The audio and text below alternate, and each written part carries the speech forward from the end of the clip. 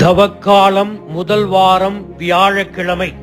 நற்செய்தி பகுதி மத்தேயு பிரிவு 7, அருள்வாக்குகள் 7 தொடக்கம் 12 வரை.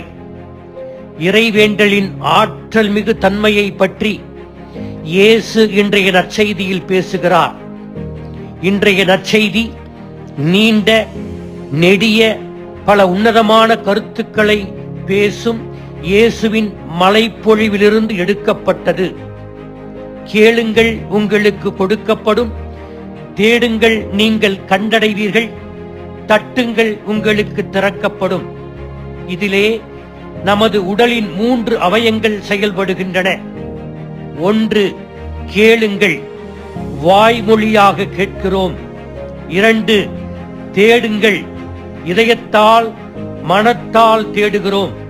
3, தட்டுங்கள், நம் உடலின் ஆக்கச் செயல்களால் செயல்படுகிறோம்.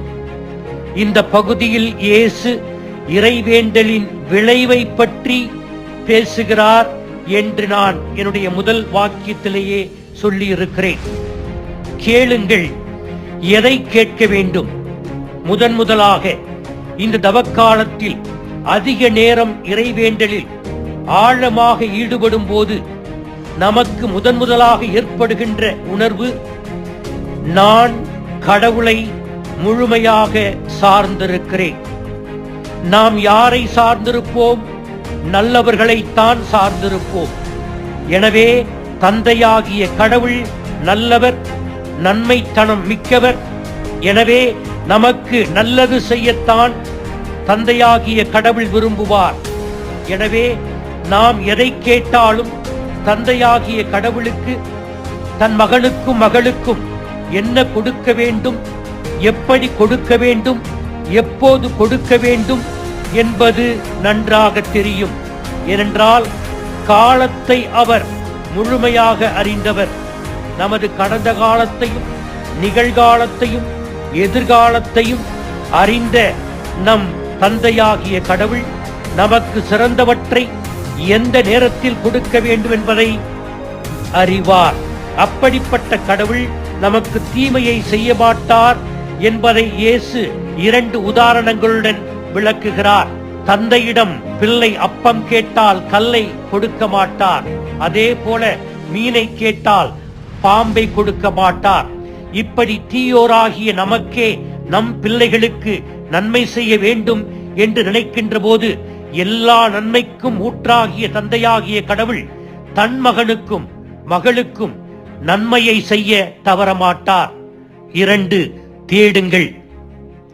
நாம் கடவுளை முழுமையாக சார்ந்திருக்கிறோம் என்று இறைவேண்டலில் உணர்ந்த பிற்பாடு அவரது விருப்பத்தை நம் மனத்தாலும் இதயத்தாலும் தேட வேண்டும்.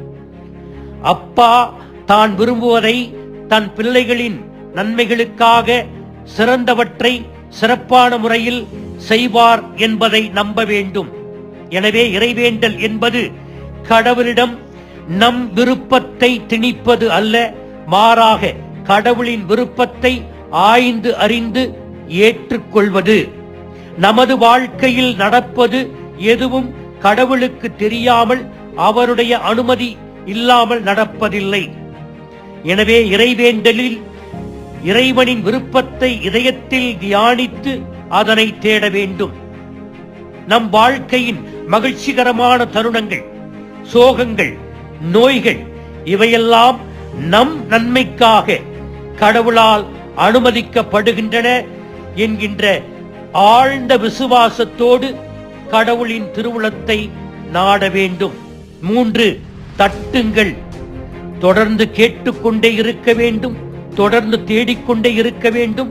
அதோடு தொடர்ந்து செயலிலும் நம் இறைவேண்டல் வெளிப்பட வேண்டும். கடவுளின் விருப்பத்தை நம்முடைய செயல்பாட்டில் புலப்படுத்த வேண்டும். இன்றைய நற்செய்தி நமக்கு படிப்பிக்கும் படிப்பினை என்ன? 1, நாம் எந்த நபரிடம் நெருக்கமாக உறவை வைத்துக் கொள்ள விரும்புகிறோமோ அவர்களிடம் அதிகமான நேரத்தை செலவு செய்வோம். அவர்களிடம் நமது மனத்தையும் இதயத்தையும் ஒப்படைப்போம். அப்படியானால் கடவுளிடம் நாம் இணக்கமாக ஜெபிக்கின்ற போது, நெடுநேரம் ஜெபிக்கின்ற போது அந்யோன்யமாக நாம் அவரிடம் உரையாடலில் ஈடுபடுவோம். எனவே இறைவேண்டல் என்பது கடவுளுக்கும் நமக்கும் இடையே ஏற்படுகின்ற ஒரு உரையாடல். இந்த உரையாடல் ஒரு வழி பாதை அல்ல, இருவழி பாதை. கடவுளிடம் கேட்க வேண்டும், கடவுள் சொல்வதை நாம் கேட்க வேண்டும். நம்முடைய தனிப்பட்ட இறைவேண்டல் வழியாகவும், குடும்ப இறைவேண்டல் வழியாகவும், சமூக இறைவேண்டல் வழியாகவும் நாம் கடவுளிடம் கேட்க வேண்டும். கடவுள் நாம் சொல்வதை கேட்பார். அதே சமயத்தில் கடவுள் சொல்வதை நாம் கேட்க வேண்டும். விவிலியத்தின் வழியாக, திரு அவையின் வழியாக கடவுள் பேசுவதை நாம் கேட்க வேண்டும். பலர் நான் இறைவேண்டல் செய்யாததற்கு காரணம் பல காரணங்கள் இருக்கின்றன என்று நொண்டி சாக்குகளை அடுக்கிக் கொண்டே போவார்கள். அதில் ஒன்று, என் பணி மிகுதியால் இறைவேண்டல் செய்ய எனக்கு நேரமில்லை. நேரமில்லை என்ற கருத்து உலகளாவிய பொய். ஏனென்றால் நேரம் இல்லை என்று சொல்லக்கூடாது. நாம் முதன்மைப்படுத்த தவறுகிறோம். ஒரு காரியத்தை குறித்து நாம் முதன்மைப்படுத்த தவறுகிறோம் என்பதை உணர வேண்டும். 2, ஜபத்தை விட உளவியல் சிந்தனையில்தான் நான் செதுக்கப்படுகிறேன் என்று சொல்வதும் தவறு. 3, அன்பு தந்தை என்று நாம் சொல்லுகிறோம். எனவே அவரிடம் கேட்காமலேயே நம்முடைய நோய், விபத்து போன்ற பேரழிவுகளில் இருந்து நம்மை காப்பாற்றி அவரே நம்மை பாதுகாக்க வேண்டும். எனவே ஜெபிக்க தேவையில்லை என்று நினைப்பதும் தவறு. 4, இறைவேண்டல் சலிப்பை ஏற்படுத்துகிறது. It is boring. இப்படிப்பட்ட சாக்கு போக்கை நாம் தவிர்க்க வேண்டும். இறுதியாக, நாம் ஜெப வாழ்வில் இன்னும் முன்னேறவில்லை என்றால், இன்னும் நாம் நமது தவக்காலத்தை தொடங்கவில்லை என்பது பொருள். ஆமீன்.